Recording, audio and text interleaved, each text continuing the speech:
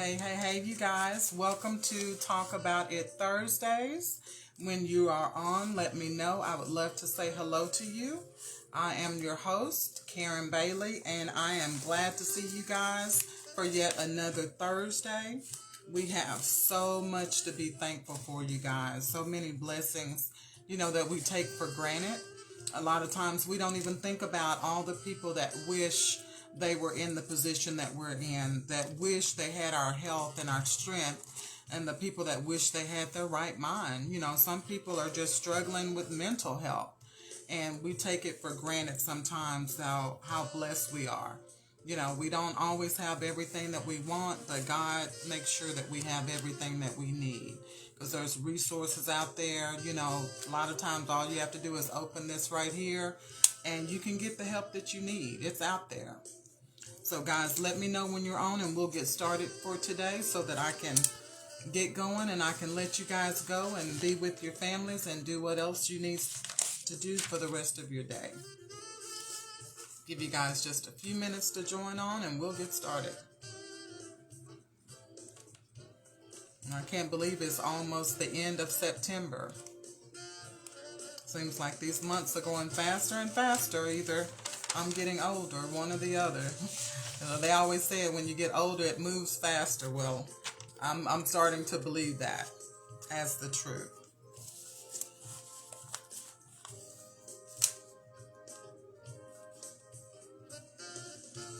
All right, guys, let's go ahead and get started for today. Our topic is, it all starts with a seed. Nothing just happens in life. We all understand about seeds and harvest. How farmers plant a seed, they have to water it, they have to tend to it and fertilize it in order to get their harvest, to get their produce, to get the product that they need, to make their money, to feed their families. Same thing with farmers, the same way it is in life. We all plant seeds on a daily. Whether they're good or bad, we plant a seed. Anytime that we put something out there in the atmosphere, we talked about last week about putting out things into the atmosphere, into the universe, whether it's bad or good, and how karma can come back on you. When you sow a lot of bad stuff out into the atmosphere, out into the universe, eventually some of that stuff is going to come back and hit you. And we talked about the boomerang effect last time. Well, sowing seeds just reminds us that nothing just happens. Stuff happens because either we make it happen or we let it happen. It doesn't just happen. A lot of things we allow to happen in our lives, and then when it doesn't turn out right, we wonder what happened. We have a choice about some things. Everything that looks good and everything that glitters is not gold.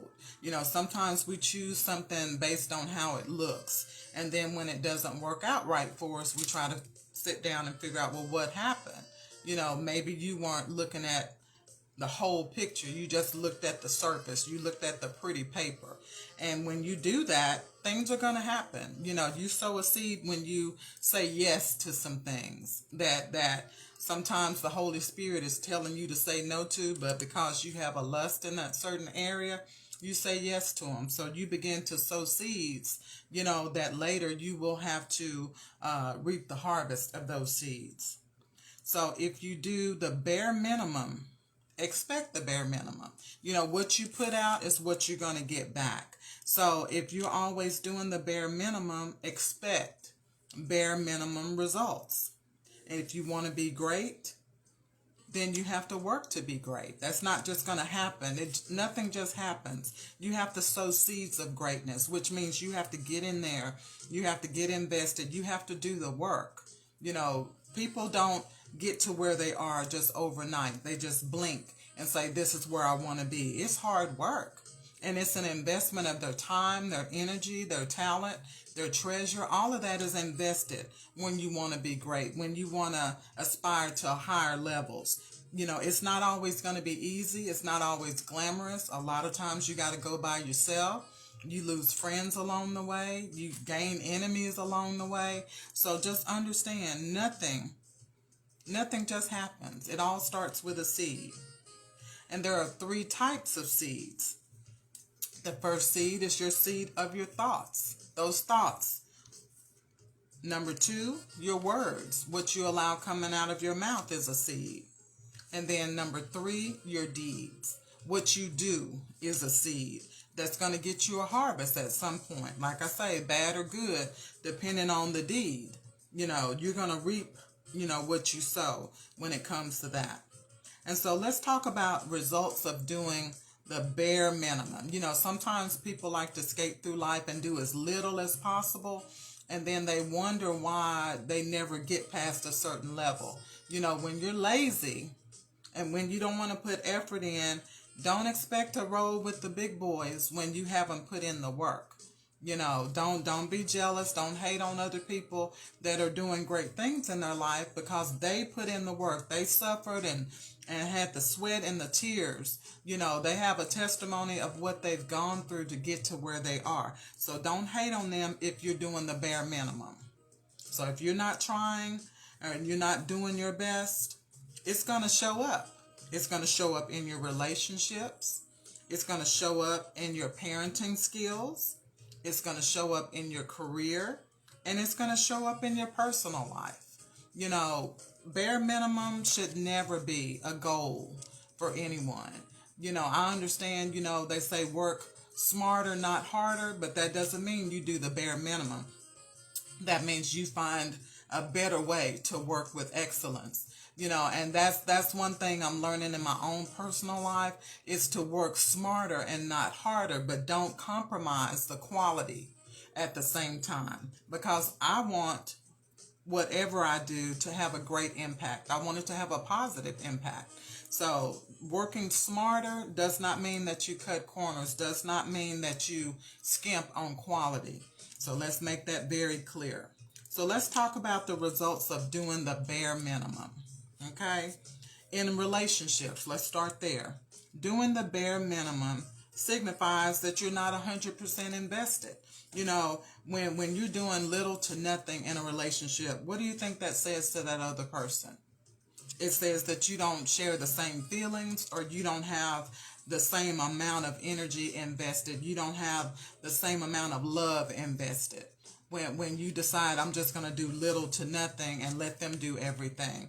That's not going to work. You can't go through life putting all of the effort on another person and call yourself being in a relationship. Because eventually, it might work for a while. That honeymoon phase, that puppy love phase, they might tote the whole thing for a while. But eventually they're going to get tired. Eventually they're going to get worn out. So doing the minimum in a relationship just says that you're not as invested. Hey, Ruth. That you're not in it, for the long haul. And also, it shows that you are giving them the bare minimum of yourself. My thing is, if you're going to be in a relationship, you have to understand a relationship is a gamble. There's no such thing as a guaranteed relationship. So if you're going to make the choice to step out there and get in the one, why not go all the way in? Why not get with somebody and say, you know what, I'm going to put myself all the way in. That requires a lot of communication because first of all, we got to quit jumping in relationships so fast before we really even know the person. Because you really need to do your homework on people. Spend some time with them. Learn what they're like, in good days, in times when they don't have money, in times when they're frustrated. Pay attention to those things. And then you can decide if you want to be fully vested in that relationship and you want to take a chance on love, because love is a gamble. There's nothing wrong with falling in love and it not working out, because at least you tried. You weren't afraid to get in there and at least give it your all. But when you decide that you're going to do the bare minimum in a relationship, you're just giving them a small portion of who you are. And that's truly not fair. You're giving them the minimum of your time, your effort, your attention, your commitment, and your emotions. And if you're not willing to go all the way in, why even bother with a relationship? Number 3, you tend to do only enough to keep that person in the relationship. And I know some of us know what that's like, to be in a relationship with someone that doesn't really respect you or doesn't really fully invest in you, but yet they don't want you to be with anybody else. And guys, that is a form of manipulation, because they really don't want you like they're supposed to, but they can't stand the idea of you being with somebody else. I know I've been in a few relationships like that. And it's not that they feel like they're the better person. They just simply can't stand the idea of you being with somebody else. And that's truly selfish. And then another thing that happens when you give the bare minimum in a relationship, you increase your chances of the relationship failing. It's gonna fail. If anything that you don't put your whole heart into, anything that you don't put your mind into, put the effort into it, because a relationship is work. Even the best of relationships is work. You got to keep things fresh. You got to keep things interesting. You got to keep things to where you're still dating that person. The longest marriages I've ever heard of, when I've asked people, how they stay married 50 and 60 years, they say they date. They date one another. They never forget, what it was that made them fall in love in the first place. And they try to hold on to that, and they try to always recreate new ways of showing each other that they love one another. And that's some work. It's good work, but it's some work. So you can't go in half in and think that you're not going to fizzle out, because you'll do good for a little while, and then you'll get comfortable, you'll get lazy, and then before you know it, the relationship will be over. And number 5, you end up wasting your time and theirs. When you're not totally invested, when you're given the bare minimum, you're basically wasting years of your life and years of that other person's life, when they could actually be with somebody else that really wants a relationship and is willing to give their all. Okay? And let's talk about the results of doing the bare minimum as a parent. We've all seen this, you guys. Number 1, you turn your child into a functional adult with only a fraction of the training that they needed. We've all seen adults out here that have absolutely, what we like to say, no home training, because the parents did the bare minimum. They fed them and gave them a place to stay. And that's all they did. They didn't teach them about life. They didn't teach them, how to respect themselves. They didn't teach them how to handle money. That's how a lot of people end up on the street, because they weren't taught how to handle their finances. They weren't taught how to mingle in certain circles. They weren't taught how to hold a job. Some people jump from job to job to job, and they're adults, because as soon as something happens at the job, they get mad, they're gone. That's poor parenting.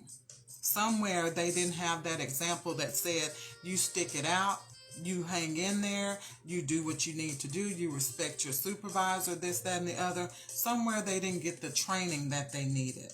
And we've all seen adults who are very childish, very spoiled. The parent doted on them too much and gave them everything they wanted. That's doing the bare minimum, because it's easy to spend money on a child. It's easy to say yes all the time.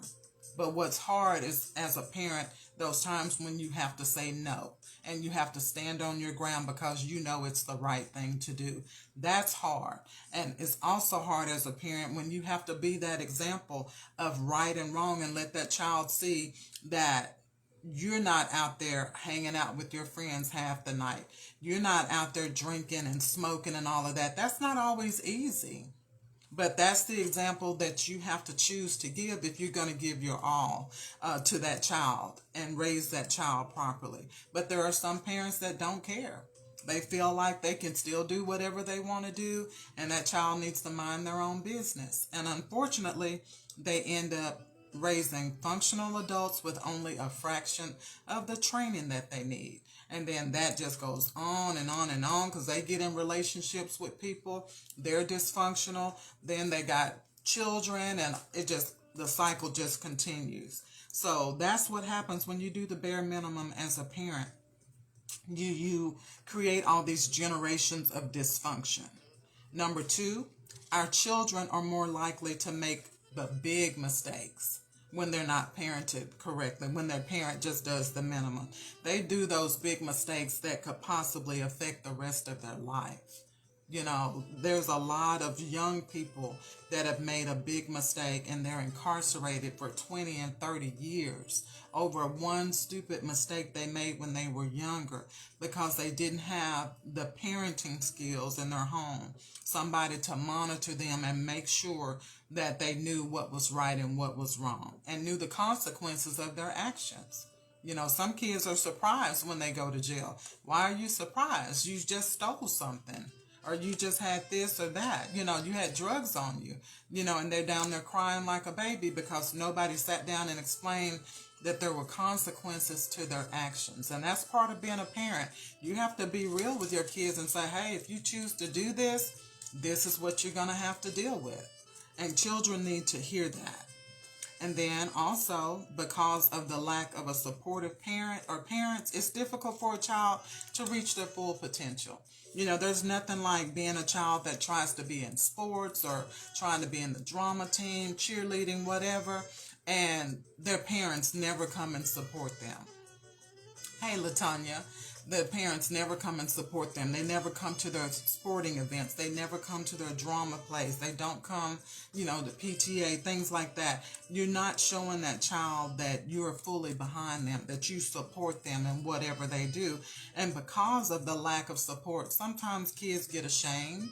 Sometimes kids feel like they're less than because their parents don't even take the time to come out and watch what they do and support what they do. So a lot of times children don't reach their full potential simply because we as parents decide that, it don't take all that. We're going to do the bare minimum. I feed you and I have a roof over your head. That's not enough. That's not enough. Okay? And number 5, the role of the parent and the child can become blurred, when the parents do the bare minimum. Because we know a lot of times these children are basically raising themselves. And when children are raising themselves, they start taking on that disrespect for their parent. Because when you're not there to structure them and give them guidance, they almost feel like they're running the household. And that's where you're going to get a lot of that back talking, just a lot of that disobedience and anger and things of that nature when you do the bare minimum. Those are the results. And you also make it hard for the teachers to teach your child when you do the bare minimum. Because if you don't train them at home, you cannot expect the teachers to train them when they get to school. They don't have time to do that. So those are the effects of parents that do the bare minimum. And let's talk about doing the bare minimum, even in your career, whatever career that you have, you ought to give it your best. I think it might have been Martin Luther King that said, if you're going to be a janitor, make sure you're the best janitor, you can be, something I'm paraphrasing. But it's just whatever vocation you choose. Don't settle for just being mediocre. Don't settle for just doing a bare minimum and saying, they don't pay me for that.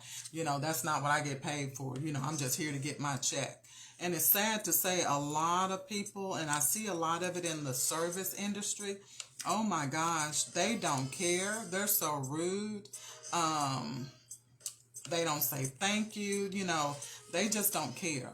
They just basically, can I help you? As if you're bothering them. That's what happens when you do the bare minimum.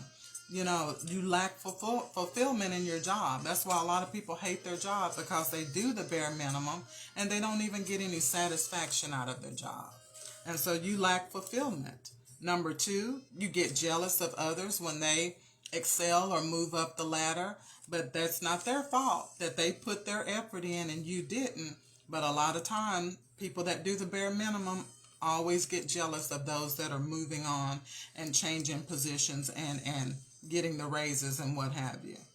And number 3, negativity comes from doing the bare minimum in your job. We all know the people who do the least on the job are always the ones that complain the most, that are always talking about they're not getting paid enough, this, that, and the other. But those are 9 times out of 10 the people that don't halfway want to do anything. And they tend to have a lot of negative things to say, always got a complaint about something. But yet they're not doing their best. But they can always pick out when somebody else is not doing their job. We all know at least one person like that. And number 4, another result of doing the bare minimum in your career is you miss opportunities for growth and for learning. Opportunities are there, but they're not going to make you reach out and get them. That's up to you. You have to have the drive and the tenacity to want to do more, to want to be more. Okay? And let's talk about the results of doing the bare minimum in your personal life. Number one, you only elevate to the level for which you put in the effort. If you're not putting in any effort, don't be surprised if 10 years from now you're still doing the same stuff you were doing today. I mean, it's no surprise. If you don't put in effort, nothing is going to happen. Okay? Nothing just happens. You have to sow those seeds. And then number two, you watch life pass you by. You see other people moving and doing what they need to do, and then you start wondering, why can't I do that? Ask yourself, have you put in the effort? Have you tried? Have you talked to somebody to see what you can do to do it better? Have you talked with someone to see how you can elevate even where you are in your personal life? If you don't like where you are, say you don't like your financial status, have you talked to someone about helping you consolidate your bills? Have you talked to someone about helping you to get a IRA or a 401k? Have you talked to somebody about, financial planning? If you don't like where you are, talk to somebody that's doing better than you and have them help you. Maybe you're just struggling with an addiction to shopping. Some people are just addicted to shopping, especially with online shopping. It is so easy to get caught up. You need to sometimes speak with somebody that is doing financially better than you and ask them to help you to do a little bit better, show you some steps that might help you to improve on what you're doing. Number three, you decrease your chances of forming long-lasting relationships when you just do the bare minimum in life. Because a lot of times, people that do the bare minimum, they don't feel comfortable around other people that are more successful than they are, because deep down inside, you could have done more than what you did. You could have been at a better place in life than where you're at, because you always know when you've been lazy. You always know when you've cut corners. So a lot of times they kind of stay in the background just out of feeling like they don't belong. But you don't have to be there. You can change your mind today and say, I want to be better, so I'm going to start doing something different today. You don't always have to stay in that position. Okay? Because a lot of times when you do the bare minimum, you can't grow along with the changes in a relationship. Relationships don't stay the same. When you're in a relationship, normally it's good in the beginning, but you're going to hit some rocks. And if you're one of those people that's used to just doing what they want to do, doing the very least that they can, and then when it gets hard, you walk away, you're never going to end up in a long-lasting, fulfilling relationship, because when it gets hard, you're going to want to pull out of it. Number four, you end up not using the gifts and the talents that God gave you. When you do the bare minimum, you're not going to be able to use your gifts and your talents. Using what God gives you requires you to stretch. It requires you to step out on faith a lot of times, and go beyond what your normal is. You got to step outside the box sometimes when it's time to use your gift. And God puts gifts inside of all of us. Just some of us never use them simply because we don't take the time, or we don't feel like it's important, or we don't put the energy into it, into perfecting that gift. Number five, you give up easily, like I said before. And understand that seeds are planted. God does the watering, but seeds are always planted. I used to think about all the time, at church when they would say, we had this many members added to the church, this, that, and the other. And then they didn't really say a lot when a lot of people didn't join church. But I realized, just from reading the word, that it's not your job to get people to join the church. Your job is to plant the seed. God is going to do the watering. He adds to the church the way He sees fit. And you don't worry about the numbers. You just make sure that you're planting the seeds. You're planting the seeds of faith, the seeds of hope, the seeds of forgiveness, all those things that is required to make someone want to, join a specific church or want to get closer to God. So we have to learn that we plant the seeds, but God does the watering. Okay? And then we reap the harvest in the end. And that's why it's so important to plant good seeds into good soil. Now, we've all had instances where we've done good things for people and they just weren't good soil. Some people have taken advantage of our kindness, but don't let that keep you from being kind to other people. There's going to be times where you do everything that you can and you do it from a right heart, and that person that you do it for is not appreciative. That doesn't mean that you stop doing that. You just have to learn what good soil is and what's not. Sometimes people aren't ready for you. They're not ready for what you're bringing to the table. That's even in relationships. You may fall in love with someone and then you realize they're not good soil. They're not good for me. So you have to understand you don't want to waste your good seed on bad soil because they're not going to appreciate what you do for them. So you have to learn to recognize what's beneficial and what's not. And what's not beneficial for you, you have to learn how to let it go. Okay? And we have to understand our thoughts and our words and our deeds are the seeds that we plant in life. And the importance of thought seeds, good thought seeds, is your thoughts guide your actions. So just think about it. When you're thinking positive all the time, you want to do more. You believe you can do more. You have more hope. You have a better outlook. And when your thoughts are good, your thoughts determine your attitude. If you already waking up in the morning dreading the day, then more than likely you're going to have a bad attitude when you get to where you're going because you already decided that today wasn't going to be a good day. That's why we have to turn our thoughts around, because positive thoughts lead to a positive outlook on life. You can find the bright side in things instead of always dwelling on what's wrong. Just like something's always wrong, something's always right. It's what you choose to dwell on that matters. So just understand there's always something to be thankful for. Because we have to appreciate what we have because somebody doesn't have it. Whatever you have that you take for granted, somebody somewhere is wishing that they had it. Okay? And then when you sow good seed in your thoughts, you can be happy and fulfilled with less. You don't have to have a lot of money. You don't have to be rich. You're rich in spirit. You're rich in character simply because you decide to fill your mind with good thoughts instead of sitting up dwelling on what has gone wrong and what hasn't worked out for you or what could go wrong. Okay? And then the importance of good words as your seed. We speak things into existence, number one. So you have to be careful what you let come out of your mouth because you're speaking that into existence. And if you speak it enough, before you know it, that very thing that you've been talking about is going to come to pass. And we set the atmosphere with our words. A lot of times, we don't understand how important it is what we say and how we say it.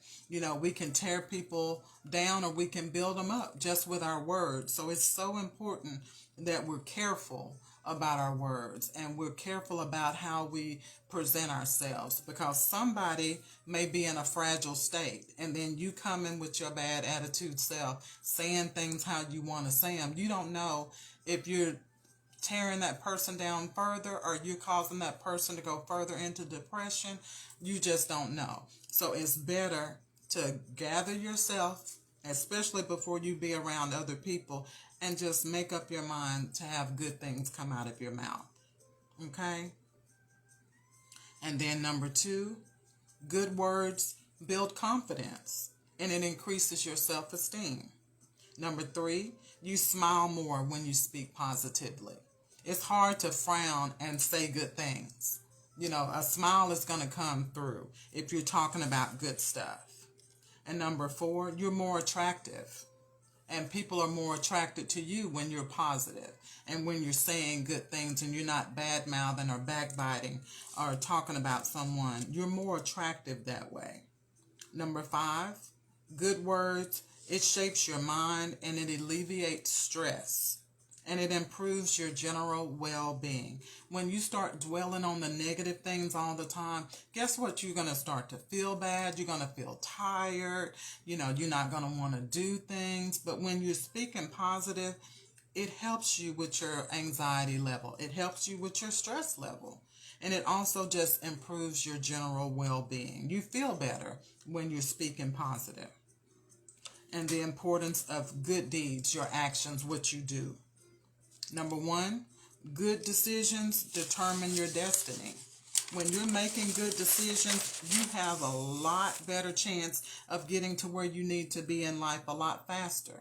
It's those speed bumps from making those bad decisions or having those negative things around us or negative people around us. They slow us down and they cause us to be delayed on a lot of things, because a lot of things you won't get blessed with if your attitude is not right. And God doesn't give you the good stuff, unless he knows he can trust you with it. And when you're already negative or you're already ungrateful for the little stuff he's already given you, why would he bless you with something more? Number two, when you make good decisions, it increases your ability to help other people. When it's something about when you're doing good, when you're on the right track, you want to help somebody else. You just have that in you to want to show somebody else the way, because you know where you came from. And that's one reason why we should never forget where we came from. And when we are doing better, when we get to a better place, it is our job to look back and pull somebody else up and help them along the way. It's not okay to get there and stay there with your head up and forget where you came from. You need to be willing to help someone else to get to a better position. And helping other people has its benefits. A, it decreases stress. You feel better when you know that you've made a difference in somebody's life. B, it lessens loneliness. For us single ladies, when we're out helping somebody else, or we're volunteering, and when we're doing things, to help make other people happy, help other people, progress in life, you forget about being single. You forget about not having someone at home. You forget about not having someone next to you in the bed, because simply when your life is full, then you don't have time to sit and dwell on those things. You can be content and be single at the same time. And helping other people makes that a little bit easier. And C, it supports creativity, because when you're helping other people, you're dealing with other personalities than your own. So you can't deal with them like you deal with yourself. You got to adjust to the personality and be creative on how to help a person that's not you. Everybody knows how to make things better for themselves, but when you're dealing with somebody else, you've got to understand that person. You got to know what works for them. You've got to come up with creative ways, because you don't ever know what they're going to need. So you got to be thinking a lot of times. Sometimes you have to pull your resources to be able to help someone. So that's good for your creativity. And then D, it promotes mental health and helps lessen depression and anxiety. When you get out of your own self and get out of your own head and get out there and help other people, it gets you away from those things. It keeps you from dwelling on those things. So it helps your mental health as well. And then another good thing about good deeds, it helps you become a positive role model for other people. Like I always said, you may think that you're not a role model, but somebody's always watching you. I don't care if they never say anything about it. Somebody's always watching you. They're standing over in silence watching you. Somebody's admiring you from afar that you don't even know. So it's good for you to be walking upright. It's good for you to be walking in a way that's respectful. Not that you won't make a mistake. You're human. Of course you're going to make mistakes. But the one thing about it is when you're doing your best, God will bless you. Simply because he knows that you're putting all your effort in to try to walk the way that you need to walk, in a way that's respectful, in a way that's right, in a way that you can lead someone else. Number 4, remember all good and perfect gifts come from God. He's our example of helping other people. He helps us all the time, and he gives us gifts all the time. And not because we're perfect, but because he chooses. It pleases him to bless us. And that's what's in his word. It says it pleases God to bless us. So he's the example of reaching out and helping other people. That's why it's so important that we don't get caught up in ourselves and think that, oh, my life is great, I don't have to worry about anybody else. No, reach back and grab somebody else that you see that's struggling and show them the way. Help them to make their life a little bit better. I promise you that will be the most rewarding thing that you do. And it's not about money. It's about the fact that you know you made a difference in somebody else's life. Okay? Number 5, doing good brings blessings into your life. It brings positive things into your life. Just like doing bad brings that bad karma into your life, doing good will bring blessings into your life. Blessings from God, blessings from other people. Like I say, people will begin to give to you. People will begin to bless your name. There's nothing like someone speaking kindly of you, or someone just sharing with someone else about how blessed they were to have met you or to have run into you today. There's nothing better than that, to have a good character and have people speak well of you. That's a blessing that money can't buy. And that's what we need to be striving for. Good things will come into your life when you do good things. And then our final thought, the seeds that we sow in life determine the kind of harvest that we reap. Our words, our thoughts, and our deeds, they matter. They matter. We can't just go around doing whatever we want to do, saying whatever we want to say, acting how we want to act, and not think that it doesn't have consequences. Everything you do have a consequence. Nothing just happens. A seed started it at some point. So bad or good, you decide what you want. And then speak into existence what you want to see happen into your life. If it's not impossible to have a full and healthy life, and happy life, it all starts with a seed. Health and happiness starts with a seed. You have to make up your mind. Make up your mind that no matter what has happened to you in life, and this was a word I had to hear for myself to change my own life, because a lot of bad had happened, but that wasn't the end of my story. And when you sit up and dwell on the bad all the time, and that's where I was, just dwelling on the bad stuff. Why did this happen to me? This, that, and the other. You have to let that stuff go. The past is the past. It happened for a reason. Somewhere there was a seed that I planted. At some point, there were some things that I said yes to that I should have said no to. There were some places I went that I shouldn't have went. There were some people I got involved with that I shouldn't have got involved with. You know, I made some bad decisions. So you have to always remember that seed was planted by you at some point. That seed was planted. But also you can plant a seed of happiness. When you decide that no matter what happened to you yesterday, today is a new day. And you say from your own mouth that I choose to be happy. Regardless of what's going on around me, I want to be happy. So therefore, I choose happiness over worrying about this or worrying about what happened to me in the past. Happiness is one of those forward thinking things. You know, you can't dwell on your past if it was negative and think that you're going to be happy at the same time. You have to choose to let something go. And I chose to let go of my past. That negative from my past, I had to let that go so that I could embrace the happiness in my future. And that was the only way it was going to work. I had to plant that seed. And it sounded crazy because things were still kind of crazy in my life, but the more I spoke that into my life, the more it began to happen. So I started speaking it, I started thinking it, and I started doing things that made me happy. And when I started doing those things, my life started turning around and things started getting better for me. So you have to plant that seed because nothing just happens. But you have to do your part by going all in and putting in the work. In this life, you get out of it exactly what you put into it. Nothing just happens. Thank you guys for joining me. I'm sorry I'm still in my uniform. It was one of those days. It's just one of those days. You know, sometimes you have a late day at work, and it was crazy because I had to stop and pray because there was a car wreck, several car wrecks. The road that I come home on, that was my shortcut.